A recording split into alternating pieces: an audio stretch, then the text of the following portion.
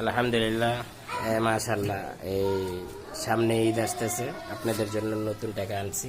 দেখেন, 1000 টাকা নোট, এটা 1000 টাকা নোট, 1000 টাকা নোট। ভিডিওটা ঘোলা দেখাচ্ছে, বুঝতে পারতেছি না। আচ্ছা, আপনারা বলেন, কেউ যদি বলতে পারেন এখানে কত টাকা আছে, ইনশাল্লাহ তা আপনার নাম্বার কমেন্টে দিয়ে যাবেন। ইনশাল্লাহ আপনাকে ঈদের বকশিস পাঠানো হবে। এবং আমাদের জন্য দোয়া করবেন।